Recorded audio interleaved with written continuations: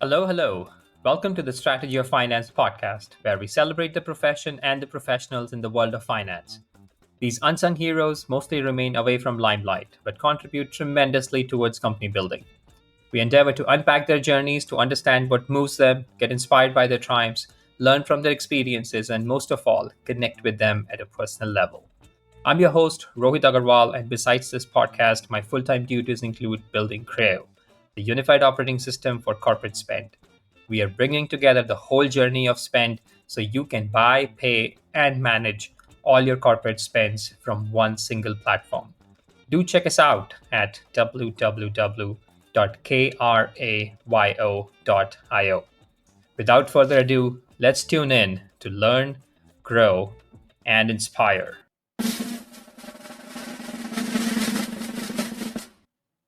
Our special guest for the show today is Jay Sahal, the CFO of Yellow.ai. Jay is a chartered accountant and company secretary by qualification and joined Yellow in December 2020 after honing his craft for over 20 years in multiple large companies, including the information technology giant Wipro. Yellow provides an NLP platform that allows enterprises to build chat and voice bots in over 100 languages to automate customer support and conversational commerce. It has raised over 100 million in funding, has over 1,000 employees across offices in 6 countries, and serves over 1,000 enterprise customers. It was certainly quite strategic on part of Yellow.ai founders and investors to bring in a seasoned CFO relatively early in the journey.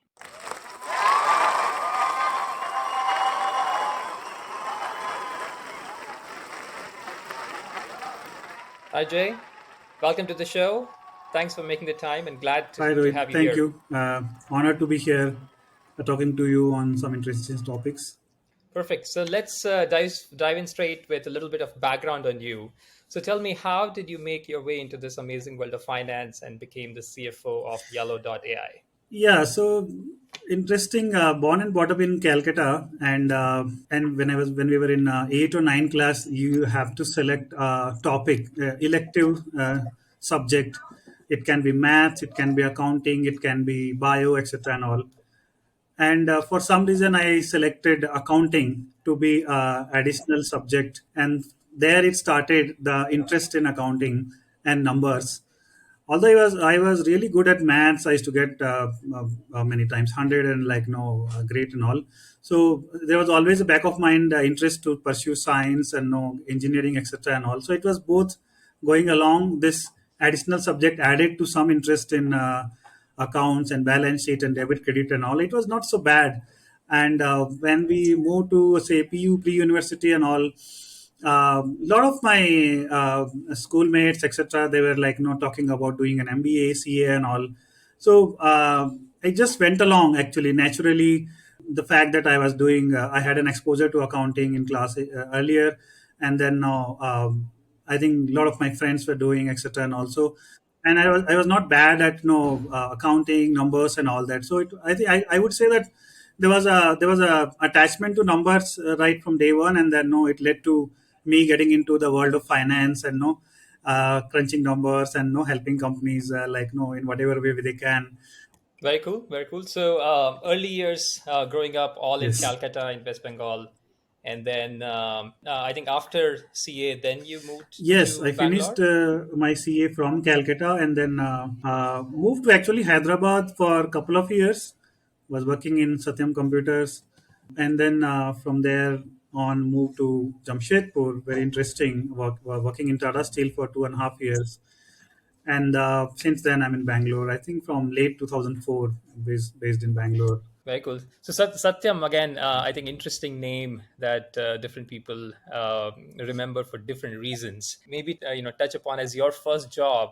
How do you look back on the 2 years at Satyam? Yeah, and I know it's an interesting name, but for me, it was a great setup actually. I had a privilege to work with senior people there right from day one. They were doing NYC listings, a little bit of work here and there on that direction. Was working with the CFO to manage some of the FP&A work, some of the setting up of review process, etc., etc. And I found, I mean, later I worked in IT industry in a couple of companies, and I found Satyam that time to be, ahead of its time in terms of its automation, structuring, and the discipline. Keeping aside what happened later, but at a grassroots level, it was a very strong processes there. And I made a lot of good friends. Like I remember we've got five folks, CA freshers, join on same day, and we decided to stay at same place, and it created a very very long term, lifelong bonding between us. We are all across the place in globe now, but like no, very very attached. So, and there were more around. So I think I've got, I think, 10 to 15 great friends in Satyam, and good foundation for me at least. Obviously, I didn't go through till 2009, and also for me it was a sweet memories of learning the A and ABC of finance, and no growing from there. Very cool. Curious to understand, how does the move from Wipro to Yellow happen? Uh, so as I my last role in Wipro, I was managing healthcare and life science unit. It was a large business, and then managing as the CFO, and I was getting very good exposures in terms of large deals, managing some of the acquired companies, and working with the BU head for growth, etc. And parallelly working how we can automate Wipro's processes, etc. And all. So in that journey, I think, given that India's startup environment, and what is happening in captives, and a lot of companies owned by private equity, people started approaching for me to whether I wanted to do something different than what I was doing 15 years in Wipro, while it was doing great, and I appreciate, admire as Wipro as a company a lot. But yeah, some of them could excite me in what else I can do in life. Can I create a different value? Some of them were like, no, you will have an opportunity to create a India-based product company. Some of them like, no, you can do so and so in cloud, etc. And also, it was a matter of time before I got convinced. Like I may be wanting to be part of a story where we can create a large value. So this one excited me a lot.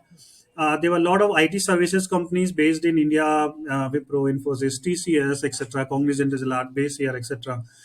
And not many product software companies. And when I see Adobe and then Oracle and Microsoft, etc., I said, used to think like, no, why not those kind of companies in India? And this opportunity came where like there is a start of a startup bloom in India, where a lot of entrepreneurs are wanting to create SaaS startups in software area, etc. And all. And I say, why not, let me use my software services experience and experience to build. I've seen Wipro growing from 800 million to a $10 billion company. How do you create that company? Use my experience to help those entrepreneurs create a large companies, software product companies based out of India. And then that was a pretty an exciting story. So I like the story, and I now convinced my CFO Jatin in Wipro to let me move on and start doing something else. While it was going great in Wipro, and like no, I had still journey to play in Wipro. So happy to be part of Yellow here.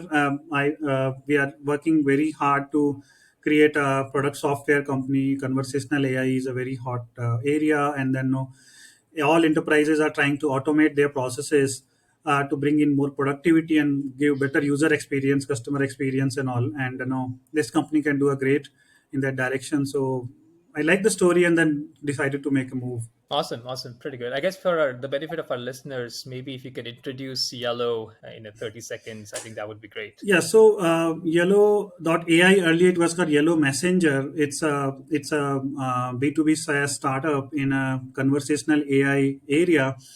We help large, small, and medium enterprises automate their various processes, be it giving a customer experience or an employee experience or any other stakeholder experience. And it is across multiple channels, be it voice, which is a IVR call, etc., SMS, WhatsApp, all kind of channels where enterprises interact with their stakeholders for uh, for customer support, for transaction processing, for queries, etc., and all, or for any other use cases. Yellow fits in to give enterprises a solution which helps enterprises give a great experience to its stakeholders by having an automation layer apart from a human layer.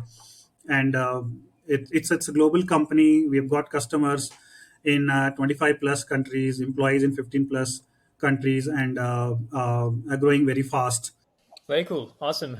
Seems like certainly a company ahead of its times in terms of all the AI hype that we see Sure. today. Let's move on and maybe talk a little bit about the modern CFO. I think the role of CFO has evolved quite a lot over the last couple decades and is continuously going to shape up in a very different direction over the next couple. So just maybe want to give your take on, in your view, who is a modern CFO, and perhaps how do you define your role in that context? Yeah, no, fully agree with you. I mean, a CFO, if you go back, I mean, all along CFOs has been contributing a lot, but if you go back earlier, the emphasis was more on no taking care of your accounting, audits, your cash management, your various finance related processes, little bit of risk management, etc., etc. But now, in the modern world where the risk framework has changed totally, the new business models have come up, and industries are changing fundamentally. The requirement for a CFO is a little different now, and there is a modern CFO is somebody who is able to walk the path along with other management team in an enterprise's journey, be it part of a growth journey, be it part of some kind of a, like an IPO, or say some kind of a buyout, etc. Right? It can be like a large enterprise successful business model, but like no processes are not very strong, and then no CFO can play a part, not in finance but across in its automation journey. Some enterprises are exposed to risks in a different way, be it fintech or a banking and all. CFO can play a large role in managing those risks in a different profound way, right? Rather than from a sideline. So it depends on the enterprise. I would talk like from the framework of a startup. The role of a modern CFO is like they just can't be an accountant, or like just taking care of the basic finance functions. They are all over the place. Most of them are managing various portfolios like legal, procurement, maybe operations or automation.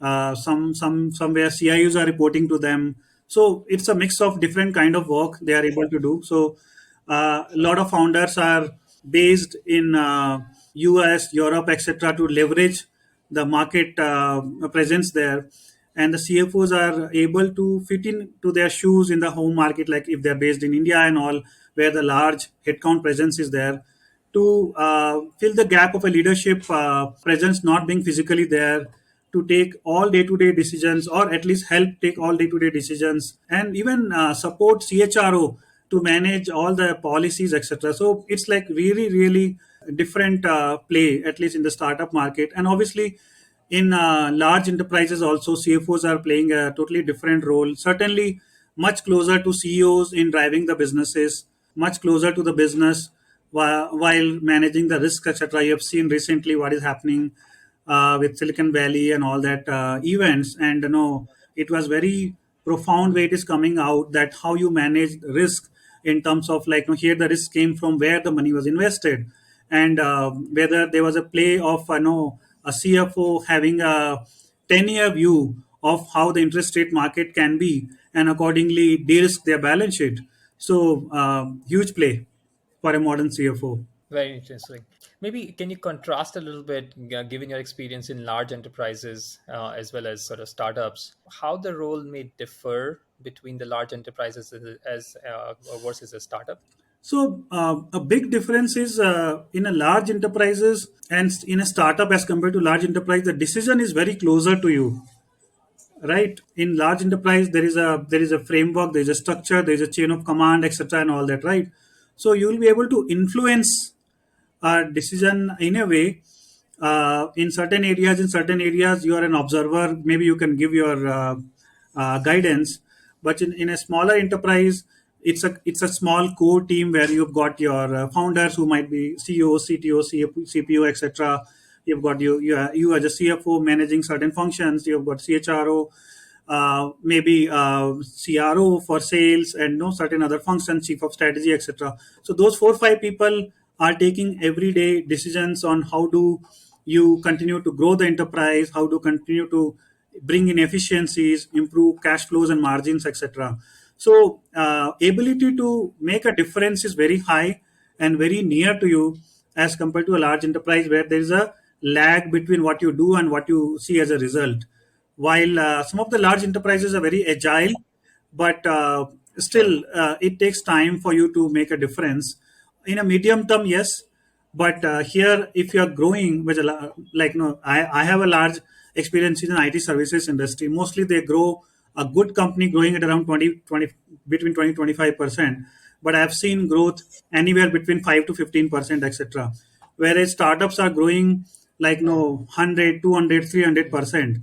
So it's like whatever you are doing, you are trying to change tire of a fast moving car, and you need that kind of agility and that kind of thinking process to do that. You can't stop the car and change the tire. You'll have to just somehow make sure that the car keeps running, and then you change the tire or whatever you have to do. So you should be able to manage dynamic environment more better way. I should be able to make quick decisions. You should be able to do course corrections very fast, etc., etc.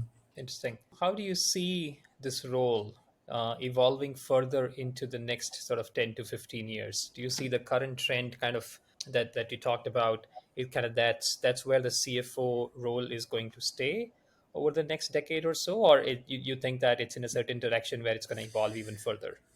I think it will continue to evolve. Certainly, right now, CFOs are business partners. CFOs are people who are trying to drive our enterprise automation journey. CFOs are people who are trying to manage risks or for an enterprise end to end, etc. In a proactive way. I think going forward, given that more and more automation is coming, and what an enterprise can give value to customer will be linked to how they are operating internally, and CFO will play a bigger role in driving that journey. How an enterprise is able to respond faster to the market, right? So I feel that CFO will have a greater role in that area where they are able to make an enterprise more agile. The businesses are going to face a lot of changing environment going forward, and we are seeing it for last no 5 to 10 years. And you cannot be a passive. No longer you can be a passive viewer.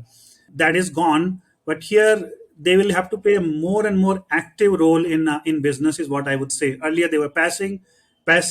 Now more and more they are actively involved, and that activism will continue to increase and more closely working with the business.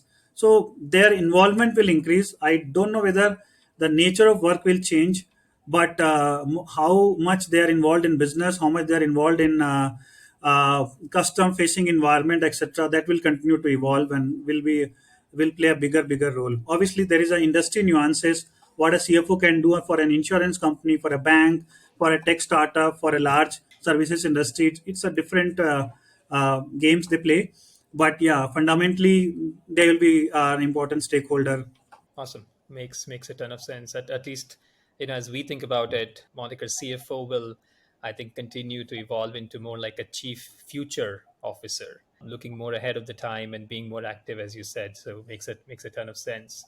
So Jay, COVID-19 was something that was a global event that literally impacted perhaps every single living being on this earth. A lot of roles have shaped up differently because of that. So curious to understand, has COVID-19 had a certain impact on the role of the CFO or the finance departments and how they are designed, and is that sort of continue to evolve in a certain direction going into the future? Yes, certainly. It was a black swan event and impacted every process and everybody, every enterprise. So yes, CFO also had to realign and readjust the way finance department works and how it adds value to the business overall. So some of the things like when you are doing your quarterly or yearly audits done, we used to be physically present in office, the entire team, for like days and weeks and months. Now I think, how do you do it when people are remote? And we had to create innovative ways to manage it, conduct audit committee meetings, or say board meetings, etc., online, etc. Everything moved to online. People are working from tier 3, tier 4 cities. Are they able to contribute in this environment? So readjustment required in everything, and I think all the CFOs successfully could rework their processes to make sure that no, in the new hybrid or remote environment, functions work smoothly. And I was surprised to see how the world adjusted to it, and no, nothing fell down. And it shows how enterprises are so strong. So very happy to see that no, in this new world, as is continues, function is giving more productivity. Obviously there are so many SaaS tools available, so a lot of works which were done manually getting automated, and people are able to contribute more actually while they are working remotely. I'm not saying that no, they are working more hours, but their ability to be on top of issues, etc., certainly has increased. Obviously offline working has its own play, and slowly enterprises have brought everybody hybrid, but it is a new environment. I think the finance function has been able to evolve itself to contribute. To the second point, how they are able to contribute to the business, I think every enterprise, the way they contribute to their customers, their pitch has changed, right? Little bit. And how do a CFO, right now CFO, a team helps the businesses as little bit of a change. A lot of emphasis on ROI, and a lot of emphasis on how you increase your customers revenue, etc., and all. So I see that a lot of them are working very closely with their CROs, etc., to help them create those pitches, and sometimes even going in front of customers, because what you're doing internally, a lot of productivity increase steps, you can sell it to your customers also, and you demonstrate it to them. And at least for Yellow's perspective, what we do internally to increase our productivity, automations, etc., all of that we can go and sell to our customers. And if I am using in finance some automation tools, I should be able to go and sell the same to customer CFOs, be it in a collection automation, be it a bank reconciliation automation, etc., etc. Be it how do you increase productivity of your cloud infra spend, right? All of Sure. it has a play in it, and what you are able to do in a good profound way, you should be able to go and sell to your customers. So it has taken a lot of initiatives, and no, it's a new environment post COVID, and no, I'm sure all the CFOs have been able to adjust to it, and no, and are looking forward to play a greater role in business growth. Makes a ton of sense. I think I will certainly touch upon the automation side of finance department. Seems like it's a golden era for this particular sort of horizontal play. But continuing sort of this theme a little bit, I think we have seen COVID-19, a certain kind of interest rate environments, a certain kind of flooding of money, at least in the startup ecosystem.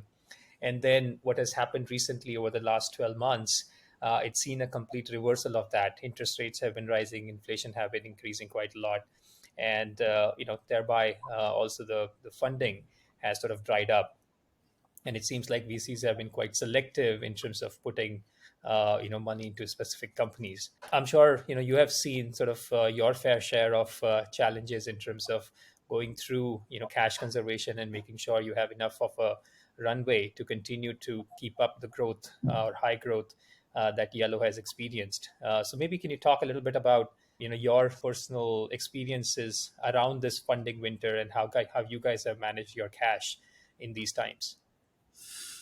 No, for sure. I think interesting times. We have seen the bull run of funding in starting from mid 2020, and then no COVID fueled it because people were looking at more tech way to do things, and then the money flowed into technology. And there was a peak time in 2021. So I think we also did a fundraise, etc., in particular time, and also so is all startups. And then we are seeing for last 6 to 9 months a journey where like no because of the macroeconomic environment, huge inflation, and then to respond to that, all the reserve banks are increasing interest rates, and hence there is a drop in tech multiples and demand environment, certainly. So yes, there is a funding winter, not the kind of fundraise happened in 21 is not happening, did not happen in 22 and is not happening in 23.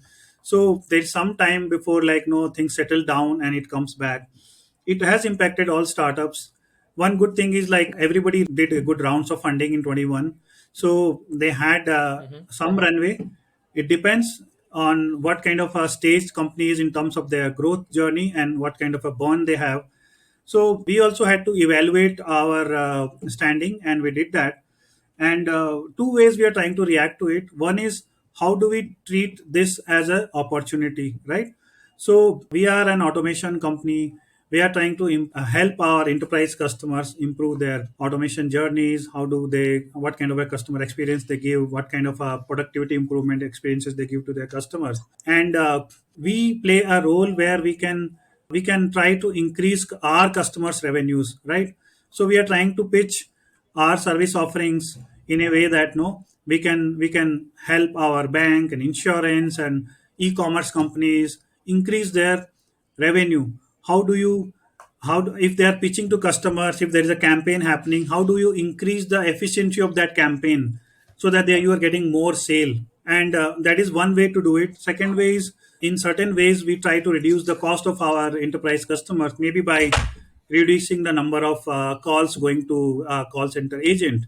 Can you automate it, right? And that's a cost play. And we as a CFO community is trying to help create those pitches and help sales guys do that. So that is one way. Take advantage of this opportunity. Second Sure. way, how do you manage your balance sheet, your cash, etc., and all that? So certainly, there was a X cash in the balance sheet, and you are spending Y per quarter, and it's the simple maths how much the cash will last, right? And Hmm. we all embarked on a journey to make it more efficient. So a lot of ways we have transformed the way our enterprise is working. It required some team restructuring. If 15 people are doing a work, can a 5 people can do the same work, etc., kind of a thing, by automating it, by changing the way we contract, by changing the way we offer certain things to customers, right? So that is one way to restructure your cost and reduce your burn. And second, how do you make more cash available? So Sure. we also did some capital planning restructuring, raised some venture debts to make sure that company has a long runway. And yeah, obviously the investors, the market is expecting very, very highly productive engine, right? All cost, all functions need to be much more productive than what is happening in 20 and 2021. And the same way we are doing it, trying to make everything more productive. For a typical SaaS company, the times has changed now. They have to worry about how much cash flow the operation is generating, how you are moving towards maybe a break even or positive EBITDA, etc. Everybody is working on that direction.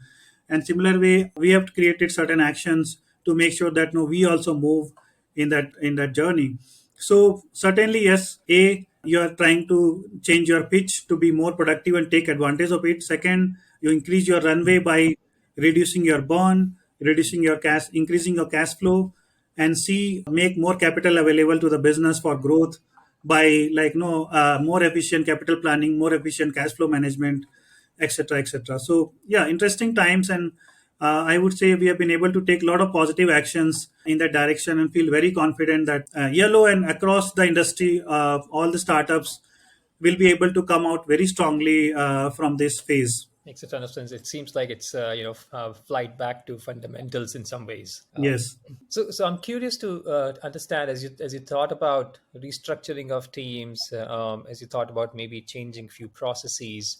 As companies continue to scale, there is always that tension between agility versus processes, right? Even one step addition of a process, maybe an approval, may just challenge the inertia that people have been working with. Was that something that you guys felt internally, and how did you guys communicate and dealt with it? So it's always a balance. While enterprise grows, it has to put across its processes, its like, no, approval matrix, etc., etc., etc., right? So that all functions work together, and each transactions is taken care in a, not in a unique way but in a standard way, right? And then certainly the customer facing team on the field are wanting to be very fast reaction from the back end. They want to be very agile, etc., and which is rightly so, Yeah. right? Our customers need lightning response, and no, we should be able to do that. So that's a delicate balance, and I think the CFO plays a very big role in doing it, and automation play a big role in it. If the processes are manual, then it'll take more time. How can you make it more automated? So that is like, no, for example, a simple pricing creation to order cycle, right? How do you automate the whole process? And there are tools available in the market. Obviously certain tools are costly, certain tools are cheap, etc. You create a balance. So I think, based on our experiences, we are trying to create those balances between speed and process adherence, between cost and output, etc., and all that.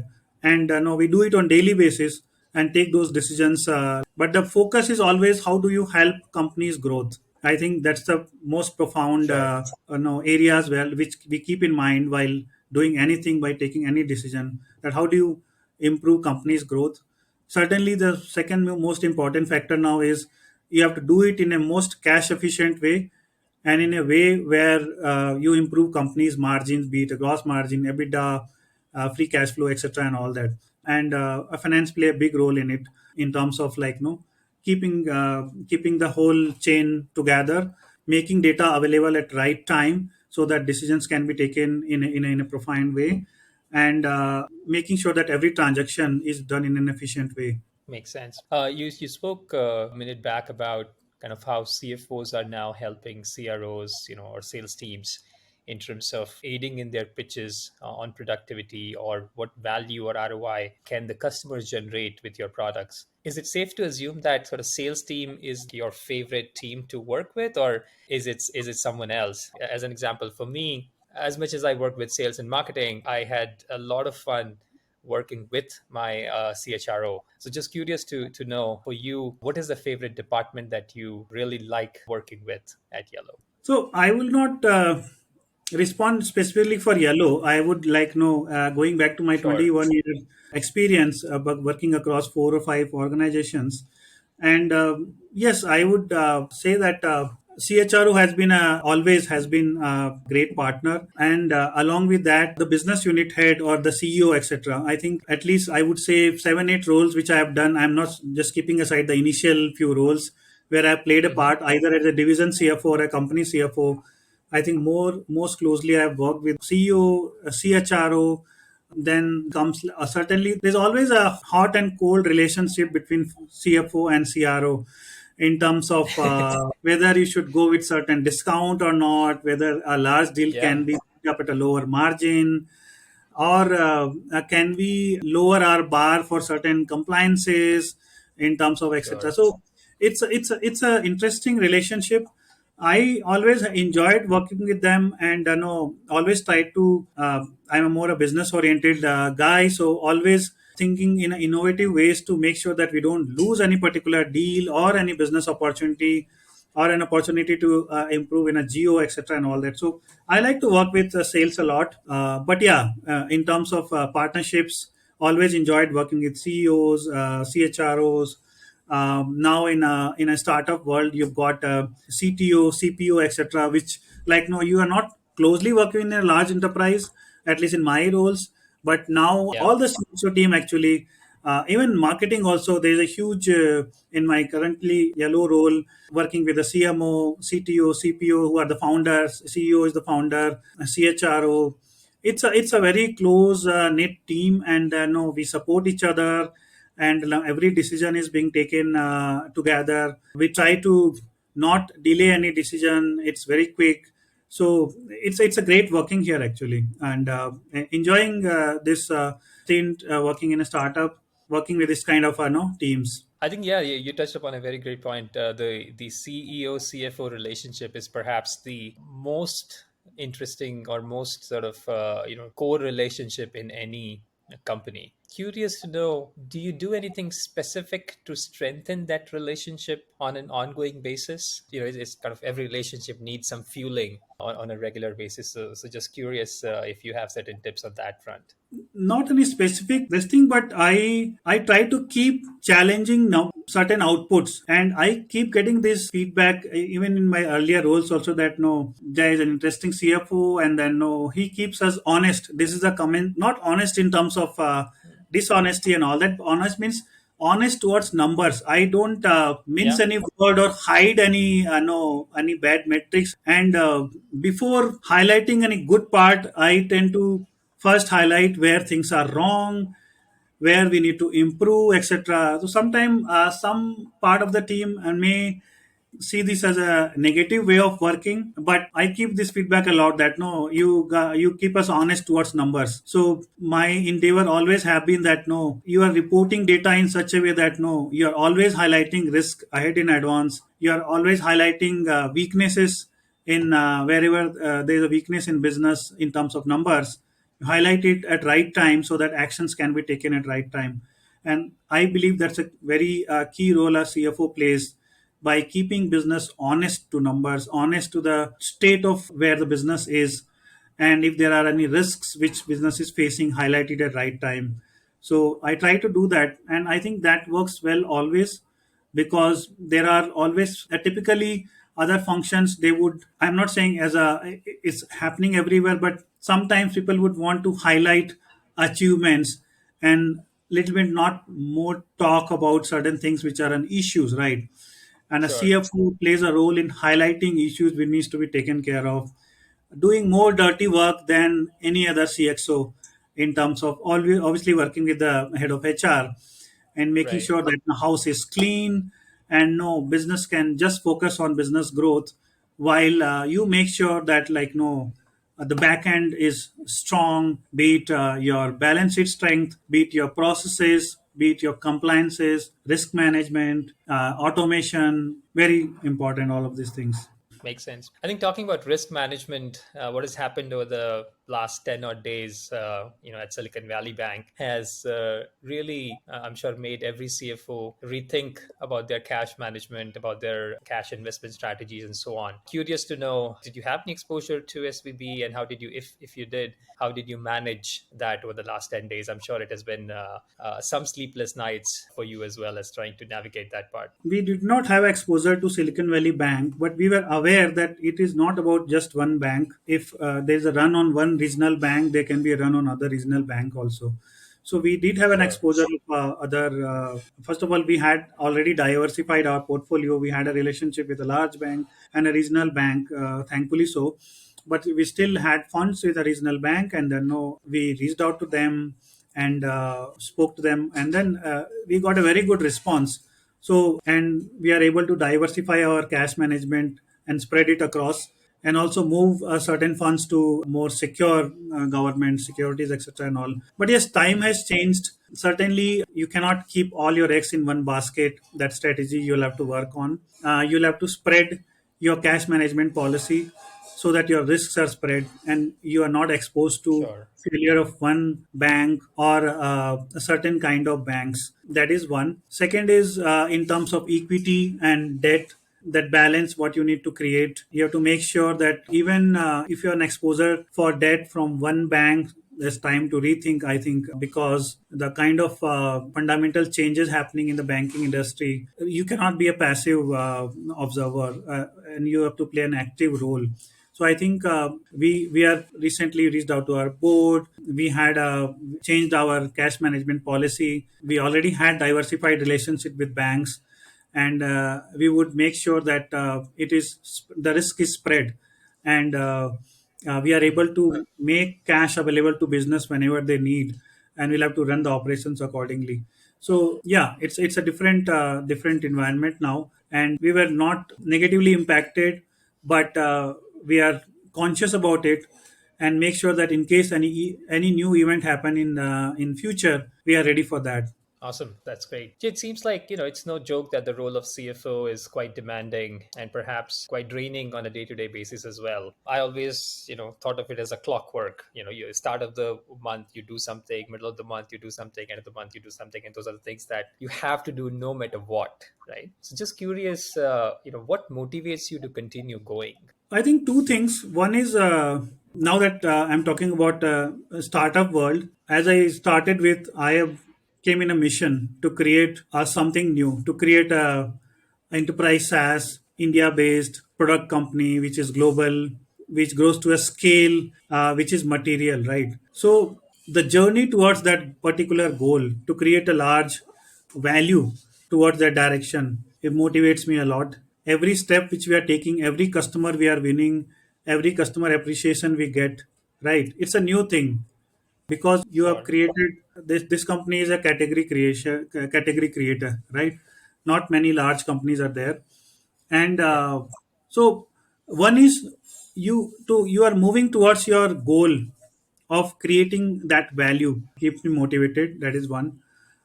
Second is we have a team, right? You've got a certain number of people in finance and other functions and sales and entire company, right?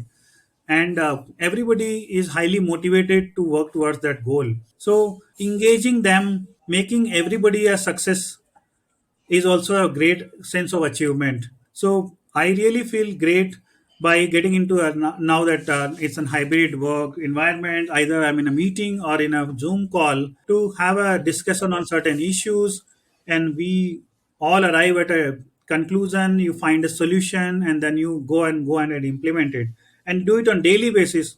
Couple of issues every day, every week maybe 4 5 issues, and every month 10 issues, etc. So it's like the whole chain is moving towards one direction. So that whole growth story, ability to achieve, ability to make other people success, etc., like no, keeps me motivated. Very cool. Jay, you come across as a very calm person.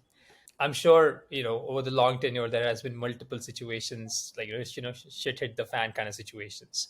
Intrigued to understand, how do you keep your calm, especially in those situations? So two things are there. One is I feel you are made like that. It's a DNA. You can change a little bit, but you are born. Either you are a person who hyperventilates when issue happens, or you are a calm person. You are born with those things. You can acquire it a little bit, but you can't 100% change it. So I think I've been Sure. fortunate to be born with these qualities where like no, I tend to not lose my cool a lot. I do like no, nobody's no that way, but less number of times. And the panic button is like no, really little far away from no my hands, so I don't press it very often.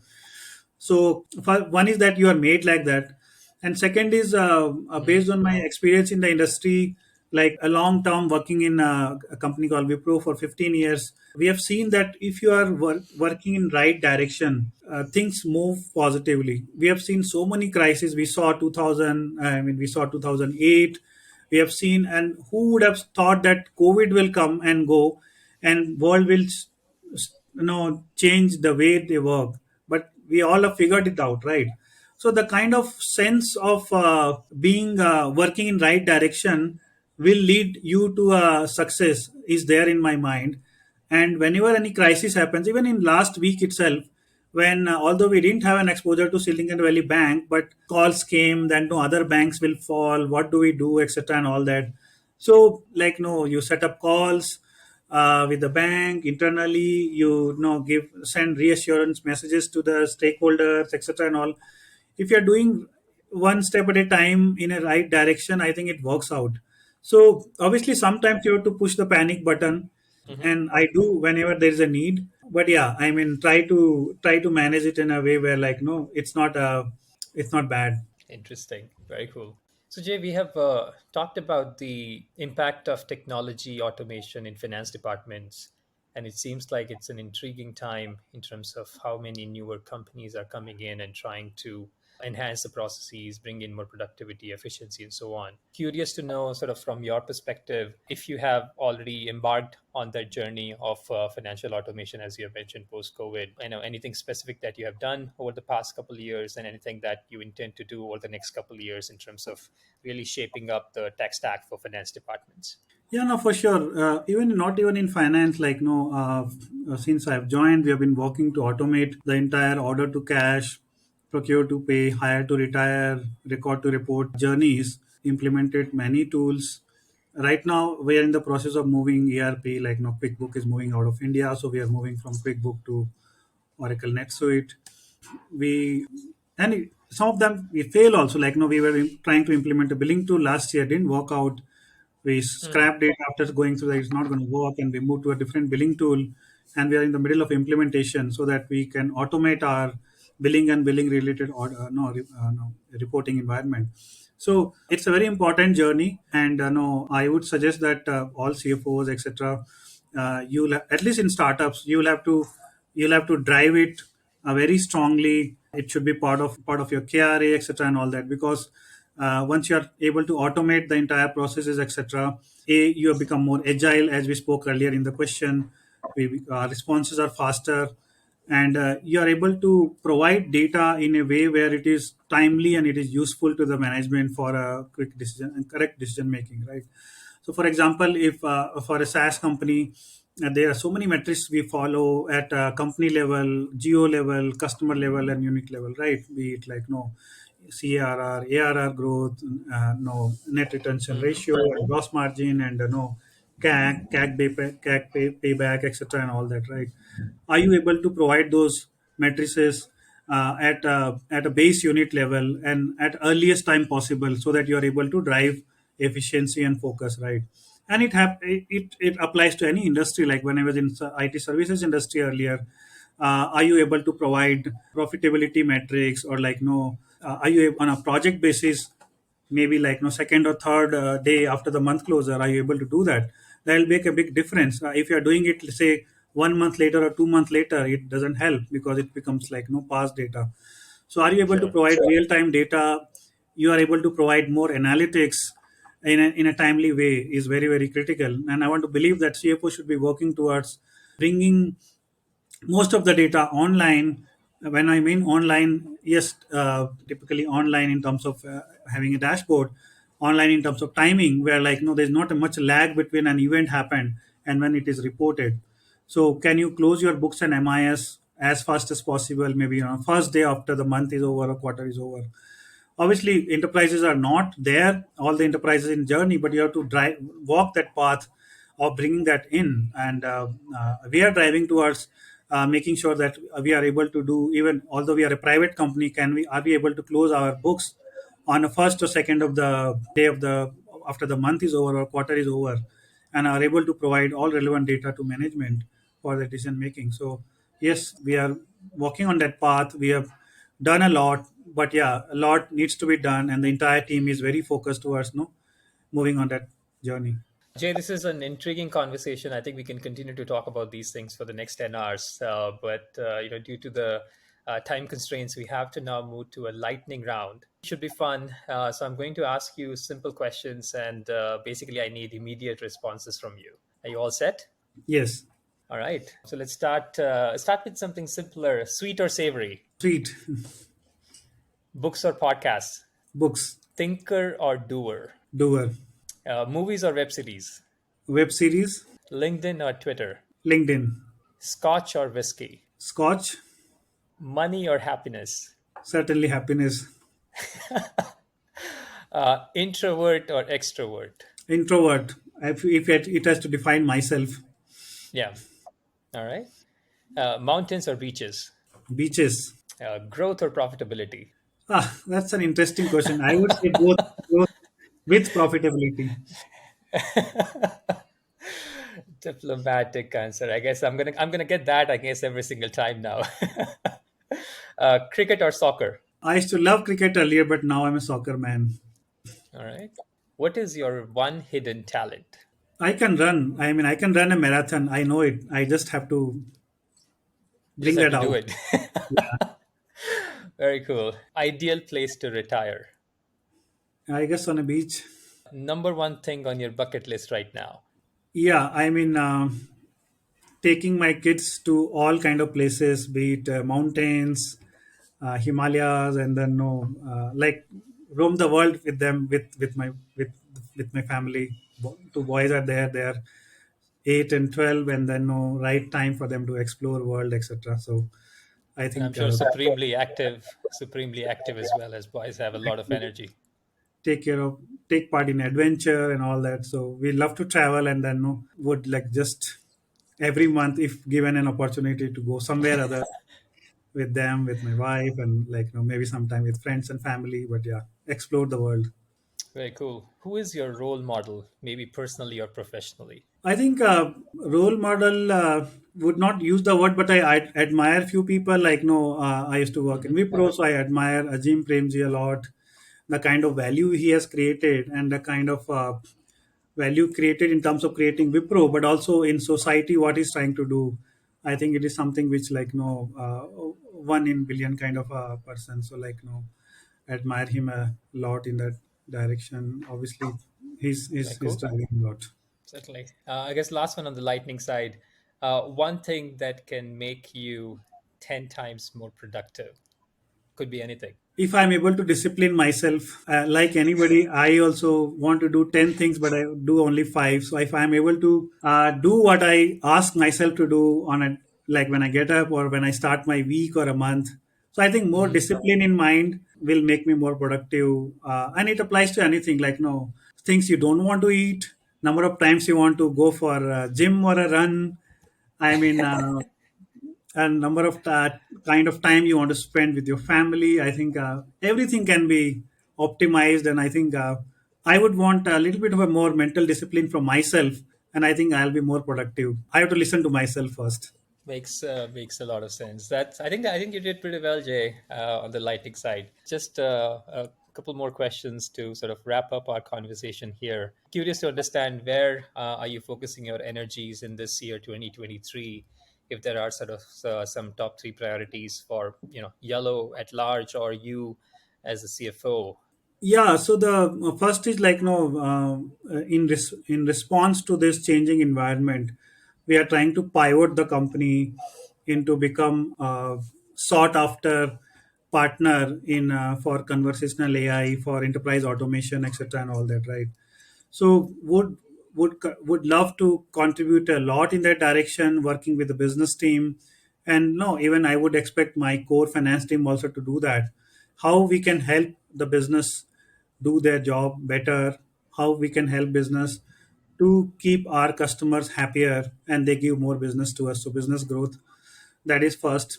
Second is we are walking a journey to improve our profitability. We are to make our balance sheet more stronger by going towards a positive EBITDA, better matrices, etc., and all that. So that is just keep focused on that and continue to execute. Execution is the key. And third is we are working on an automation journey to improve our processes, to automate a lot of systems. As I said, I have told you that I would love to close my books on first and give the MIS on first, but we are not doing that. So just make sure that no, we execute those and then no, are able to provide real-time data, close our books earlier, just automate what can be automated, and make sure that everybody is just working on a value-added task, something which is going towards customer, making our customers winners, and just everybody becomes very very highly customer centric. And whatever finance team can help in that direction, we finance, legal, and other functions like no, we would want to do that. Very cool. So I'm sure as companies tend to scale, there is certainly need for more hands to take care of the certain things, and even if you're automating things, at times you can't really replace a human. So curious if you are hiring for certain roles right now, and what are maybe some of the qualities that you look for when you hire individuals in your teams? Yeah, no. So right now, as at large at a company, we are not hiring a lot. Obviously, there are replacements, etc. A few key strategic hires, etc. continues to happen. So very few open positions in finance, like no, in FP&A and in no account, no, AR, etc. Kind of an area where FP&A to improve our how faster we can make MIS available to management and in a more structured way, in a more detailed way, in a way where like no, they are able to take actions. So that is one. And second, highly focused on improving the cash flows, etc. So and go towards no less than 30 days DSO, and in that direction like no some headcount to like no work with customers on how we can improve our cash efficiency. So the kind of qualities we need when we hire, I think one is like no, we need people with right attitude. Like we are ready to work with them to improve anybody's skill gap, right? First of all, basic skills could be there, but like no, I don't expect everybody to be Superman. We understand that Correct. no, if you a team of 50 people, I don't think you can hire 50 Supermans. You will have maybe 5 to 10 highly productive, highly super intelligent people, and then there'll be around 40 people who are good, who need some help in improving their skills, their communication skill, their ability to execute, etc., and all that. So I believe it's a pyramid of no excellence, and always continue to work on improving the skills of the next level. But your attitude should be right. You should be a hardworking person. You should be able to collaborate. Collaboration is a key skill I seek in people. Are you able to work with others? Like if two people are aligned, they are able to do five people's work, I believe. If they are not Mhm. aligned, I think they both put together will not even do half people's work. So And are create more you, for others, I guess. yeah, so are you collaborative? Are you having right attitude? Are you able to see the big picture, etc.? Those kind of no skills I certainly need. Obviously, if you're hiring for certain specific function, you need to have relevant experience, relevant skills, so that goes without saying. But more than that, look for right attitude and no ability to collaborate and being a team worker, and also inquisitiveness. Are you trying to create something new and like no not wanting to just being satisfied with like no what is there today in hand? You should be seeking more in terms of like trying to do things in a more better way, trying to find different ways to solve same problem, and asking questions always. So that kind of inquisitiveness and energy. So those are the few key skills I look for. Makes a lot of sense. Quite interesting. I guess the penultimate question, and maybe few of the characteristics we might have already covered on this one, but what advice would you have for emerging professionals in finance who aspire to be CFOs or head of departments? Yeah, so I would say three, four things. One is like no work on your energy level. You should not sign up for something which you achieve very easily and then no you feel happy about it. You should be having very no, stretch goals for yourself, and continue to look for growth. It should come more frequently. I'm not saying growth in terms of promotion, but what value add you are able to know give to the organization. Obviously you can ask a return back in terms of what organization can do for you, but the first comes Mhm. what are you doing for the organization. So put a stretch goals for yourself, work on your energy. I would say be very collaborative, work with other functions and businesses very closely. You should not close yourself in just a loop of like just finance team or your team, etc. You should be you should be collaborating. You should be networking, etc. So that's a very key now. World is all connected, so you should be connected with the entire organization. You should always align to the company's goal and see what you can do for it, right? Be it, even if you're a junior person, if you're not able to relate to a company like no what it is trying to do, what problem this startup is trying to solve, and you're not able to think in that direction, I think it won't work out in long run. So you should be able to see, understand what the startup is trying to solve the problem for. Are you able to think in that direction? How you can help the company in that direction, etc. So look for a big picture and how you can play a role in it. So once you are guided towards these directions, I think it will be very helpful. Last but not the least, in your core areas, I think you should look for improvement every week, every month, every year.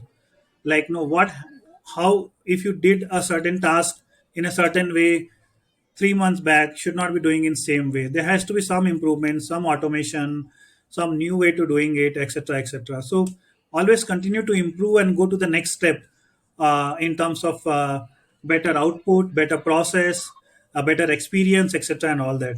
So one step at a time, every day you make a difference, and then no you just you can break a mountain with small steps. So small steps of efficiency, small steps towards no better experience, better output, better way to work, I think you will be able to transform the organization. Awesome. I guess the last one. Describe yourself in 3 words. I would describe myself as a hardworking bee who loves to continue to create no beehives, which creates a lot of no value add to the whole bee community and the society. So would love to continue to create something like that. All right, we'll take that. Jay, this has been a great show. Thanks for taking the time. Thank you, Rohit. That brings us to the end of this episode. We hope you will find at least one nugget that is beneficial to you. As always, thanks for listening to Strategy of Finance podcast. If you enjoy our show, please rate and review us on Apple Podcasts. Your comments will make us better. And be sure to tune in next week for another engaging conversation. Until then, this is Rohit Agarwal, and remember to learn, grow, and inspire.